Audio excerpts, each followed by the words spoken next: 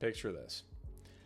You're not wearing a suit and you're not sitting in some high-rise office. You're in your home office, maybe your kitchen table with a computer and a phone. And you're trying to connect shippers and carriers. You're moving goods across the country and you're a key piece that keeps it all running. So that's what being a freight broker is about.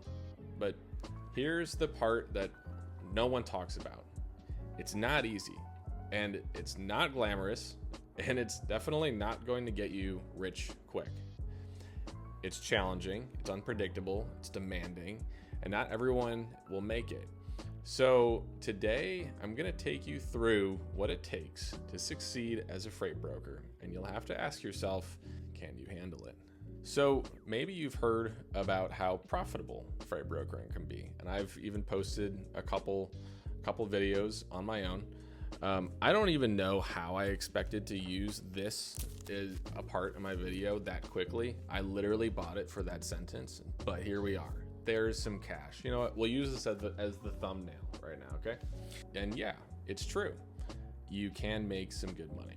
And who wouldn't want to be attracted to being their own boss and diving into this massive $1 trillion industry? But here's what they don't tell you. The money doesn't just show up because you decided to be a broker, because it's a grind and it's networking, it's negotiating, it's solving problems every single day. So let's break it down, the vision versus the reality. If you think running your own freight brokerage is just about jumping on the phone and making some calls, think again. Because before you can even pick up that phone, you need to understand the landscape. And this isn't just a business where you can wing it. Shippers depend on you to know the best lanes and the best rates and the market changes and even how things like weather might affect a shipment. And if you mess that up, you could be done with that shipper. They could fire you. And you can lose all credibility and all of the referrals that they might have given you. So there's no shortcut around learning the basics.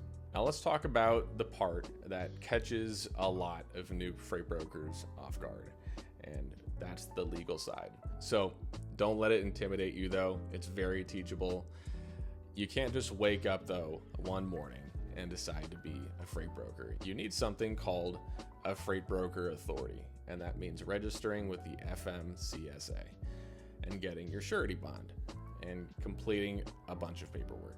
And I go through that in another one of my videos. It's not that hard, but it's not quick either. There's fees and there's a waiting process and there's no guarantee that it goes smoothly. And for some people, just this process alone is enough to make them quit. A lot of new brokers make the mistake of thinking it's all about the freight, all about the trucks and the routes, but honestly, it's about the people and it's about the relationships. If you're dealing with carriers who have to trust you, shippers who have to depend on you, and dispatchers who need answers quickly, it's managing expectations. So when a carrier knows you're fair, they'll stick with you. When a shipper knows you're reliable, they'll call you first. But building those relationships, it takes time. Cold calls, solving problems for people before they even become your clients. It's not glamorous, but it's the heart of the business. So you finally got your authority and maybe you've booked a few loads. Then reality hits. A truck breaks down, a delivery gets delayed, or the weather decides to just throw a wrench in your plans, and suddenly you're in the middle of chaos. And the successful brokers are the ones who can navigate through it without losing their cool. So you're not just a middleman, you're a firefighter, and you're putting out issues before they burn down your business. And trust me, there will be times where you ask yourself, is it worth it? And those moments, those are the ones that separate the amateurs from the pros. Everyone loves to talk about the freedom of being a freight broker, and you set your hours, you call the shots, and it sounds amazing. But here's the truth that doesn't make the highlight reel.